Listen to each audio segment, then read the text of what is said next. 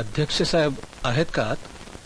अहो काका का का अहो का या वयात खेट्या घालताय? आ अशी खेट्या घालण्यानं काम होतात वय? जरा माझ्या कामाचं काय ते बघून टाका, म्हणजे बघा कशी पटापट कामं होतात ती. नाही, ते बघण्यापेक्षा साहेब आत आहेत की नाही बघणं महत्वाचं आहे. ओ हो कुठं चालले? साहेब नाहीत आतमध्ये. नाही, काही झालं ना तरी मी आज साहेबांना भेटणारच.